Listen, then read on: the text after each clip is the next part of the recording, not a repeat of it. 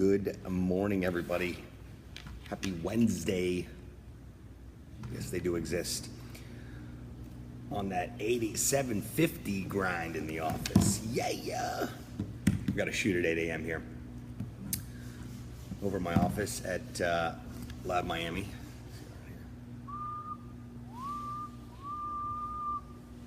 I like doing shoots here early in the morning because it's very, very quiet here.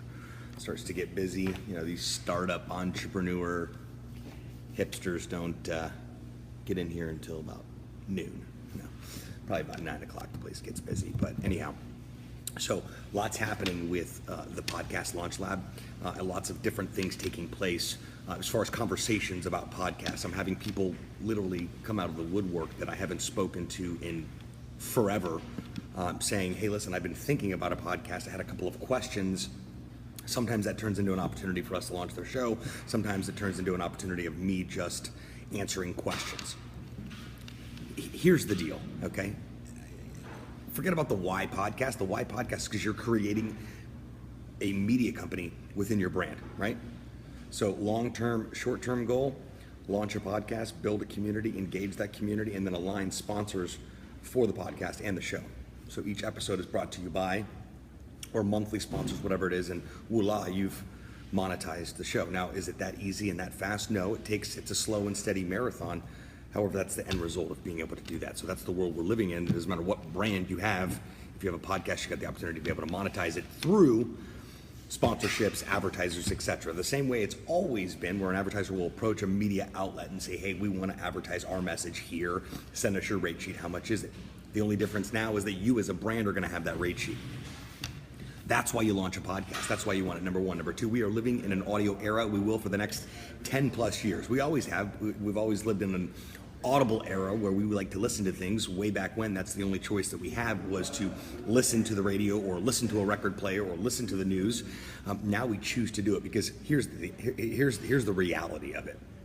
First of all, if I send you a YouTube video, you've got to stop and consciously watch the video. That's what our mind tells us, is I've got to be fully present in order to watch this video, right?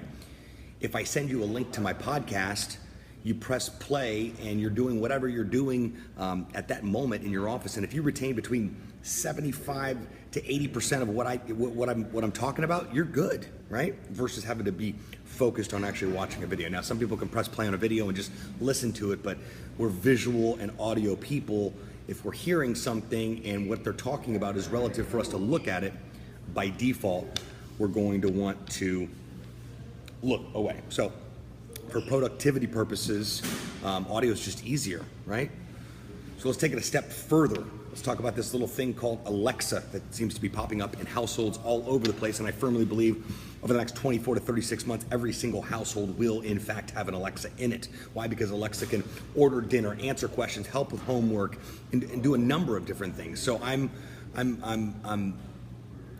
very interested to see how this is going to pan out. I'm not completely sold. I don't personally have an Alexa yet. I'm trying to figure out why I need one right this moment. I'm sure there's some justifiable reasons moving forward. And what's going to be very interesting with this artificial intelligence, i.e. Alexa, Google's solution, Facebook will be rolling one out, etc., etc. What I find really interesting about the entire AI thing is that it will start to be integrated into what we're doing. Our televisions, my remote with Comcast already allows me to go NFL channel, Food Network, and it pops right up.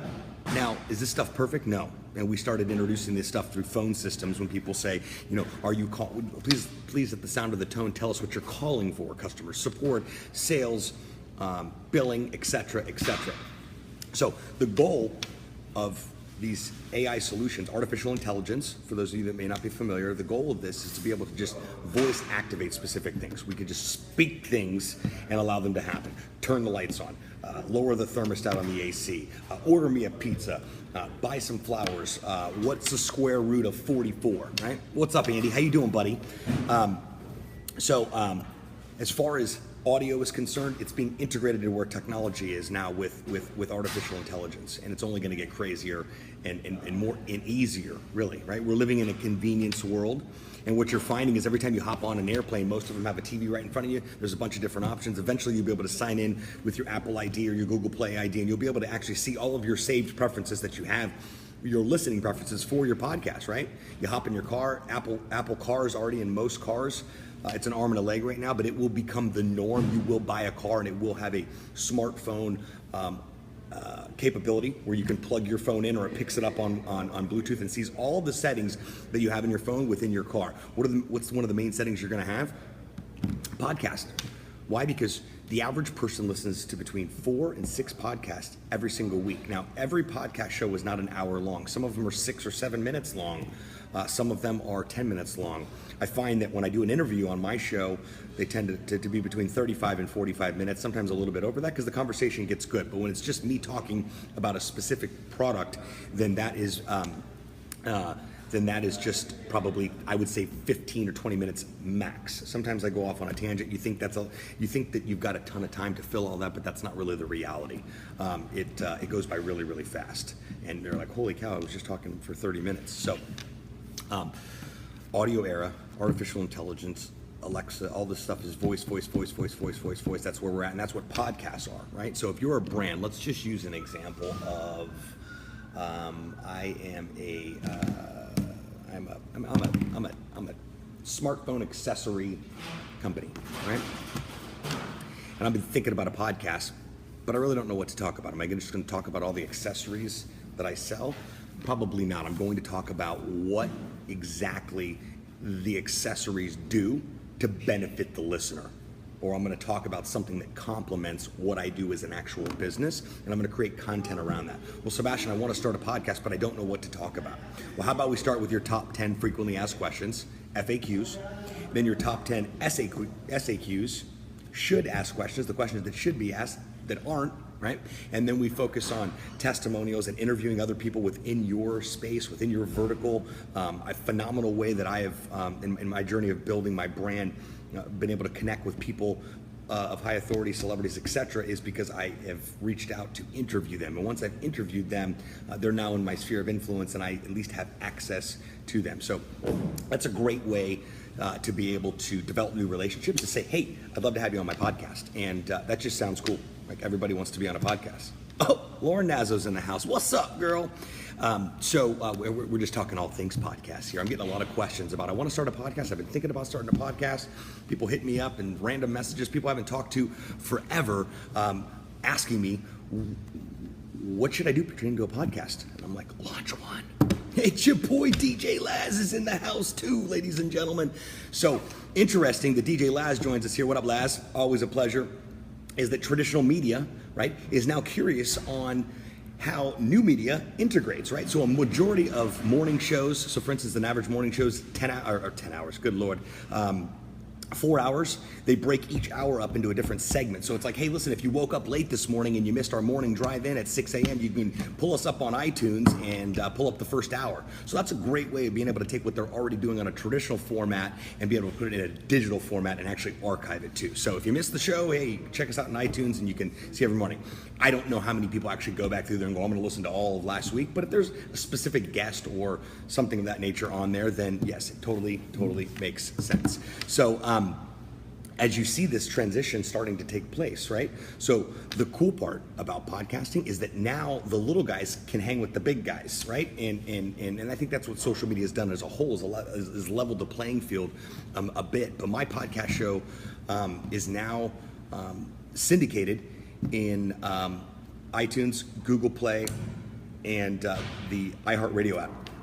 So to be able to credibly talk about your brand and say, hey, listen, pull up the Seb Rush Show on Social Buzz On Air. You can pull it up in Google Play, you Android freak shows. You can pull it up in the Apple Podcast Store, or you can find me on the iHeartRadio app. Okay, that just sounds cool. That just feels like one step closer to Ryan Seacrest. Let's see here. We got some feedback coming in here. Nikki, I haven't started a podcast. I've been considering for a long time, but but because I've considered, should I also set up to record video and a web series record? Yeah, sure, absolutely. But the bottom line is you haven't recorded the first podcast episode yet. So to focus on, I should be doing this and I should be doing that allows you, we find ourselves shooting all over ourselves because of the logistics, right? Hit record the episodes, get consistent with that. If you decide you want to set an extra phone up or an extra camera up and live stream and Facebook Live, you can do that.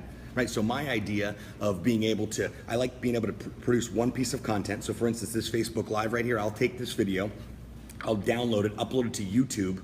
I'll then upload it to my fan page, maybe Social Buzz TV's page, maybe the Podcast Launch Lab, and then I'll run ads on it, and then I'll create a blog post after I've transcribed this. That's like 4 pieces of content out of one Facebook Live while I'm waiting for a client to do a shoot. So that's the reality of that. But just get started. The average podcast show doesn't make it past 6 episodes. So do you want to be a statistic, or do you want to be an actual case study of success, of it's slow and steady, and it's not always pretty, and it's boring sometimes, and it's grueling to actually discipline yourself to say, you know what, I'm actually going to get in there and produce content and push my message out to a community and provide so much value to this community that may never actually do business with me. Yeah, I know that's a kicker, but that's exactly where we're at now. That's the world that we're living in now, is that we have to provide a tremendous amount of value to a community that may never spend $1 with us. But it builds our social equity so that when people are thinking about what you do, they consider you in your top of mind. Why? Because you've become so valuable. My buddy Gary Vaynerchuk says, I guilt people into doing business with me. I've helped so much and I give so much that when I go in for an ask, then when I go in for an ask, it's a no-brainer. Right? Lately, I've been, I was watching something about my buddy Jarek is working on a new documentary series. Jarek Robbins is working on a new. If you don't follow Jarek, make sure you do. Big shout out to Jarek Robbins.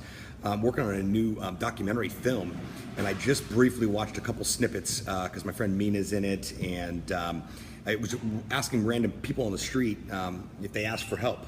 Do they ever ask for help? And a lot of people were like, "No, I don't." And I think we all find it hard to ask for help sometimes for some crazy reason, but we're all here to do just that, help. So if you've been thinking about starting a podcast, I just wanted to let you know that the time is right now, okay? And I've been looking over here because I'm used to my camera being over here, but it's actually over here, so forgive me if I'm just kind of looking all over the place here. But anyhow, I just wanted to get some thoughts off my mind real quick because I've been getting inundated with emails and messages about podcast.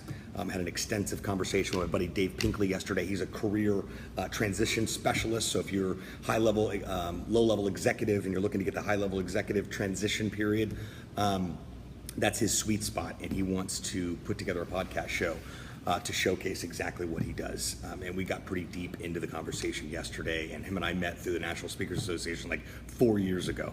Haven't spoken to him in quite some time. He hit me up yesterday and said, hey, listen, I've been thinking about doing this. What's the best course of action? You're the first person I thought of. So I'm a great example, and I'm not just sitting here bragging about myself, but here's what happened. I launched my show in 2012. I stopped it, I restarted it, I stopped it again, I restarted it because there was the technology I was using to streamline the process of getting it done would go away, or it would just suck. So I would find myself with this passion project of, I have to pick up and start all over again. So launching the Podcast Launch Lab and being able to restart my show simultaneously, people had less interest in listening to my show and more interest in how do I start a podcast. And when people are constantly asking you the same question over and over and over and over and over again, that means there's a gap in the market. And if you don't do something about it, well, hey, listen, that's on you. I decided to do something about it because I was sick of answering I wasn't sick of answering the question. I just thought there's a need here, right? If this many people from different parts of the world and different areas and don't know each other are like, how do I start a podcast? How do I start a podcast? How do I start a podcast? And I don't create a solution. I'm doing a disservice for what my mission is as a brand, to be able to serve and help others know what I know and be able to develop what I develop. My goal is to take you from offline to online, to take you from I don't know anything about social media, or I do, or we've got a social media team, but it could be better and we want to take it to the next level. That's my sweet spot. So I had an ex-girlfriend's best friend's ex-boyfriend call me last week.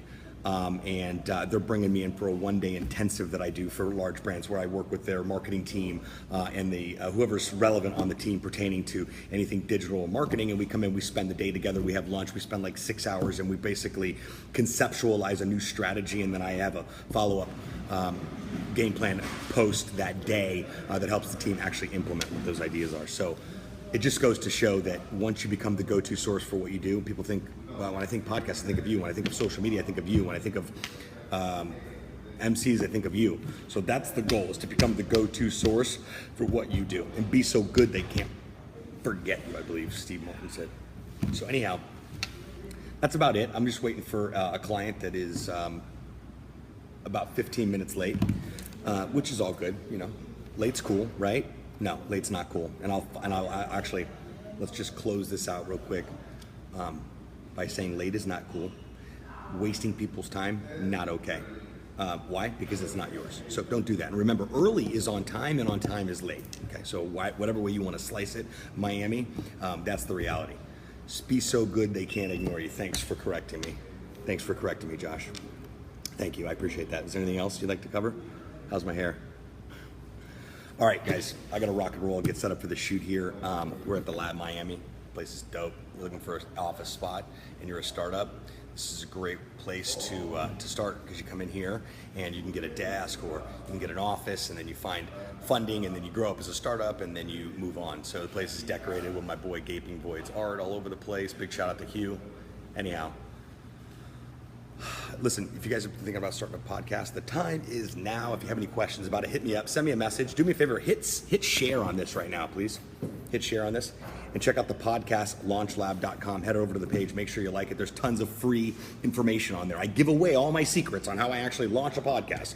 So all the inner workings of the podcast Launch Lab are given away. We give you all these details on podcastlaunchlab.com. It's a 22-minute training that I do. I have a free ebook on top 5 reasons. All the stuff's there. If you find that you don't have time, which you're going to, then hit me up. My team and I have a phenomenal solution to streamline the process of getting your show from zero to actually launch within a 60-day period. So we've launched 6 shows right now. We're working on our 7th. It should be at 10 by the end of the year. And then we're going to launch 100 shows next year. You heard it first right here. Hey, listen, have a great day, and keep your chin up.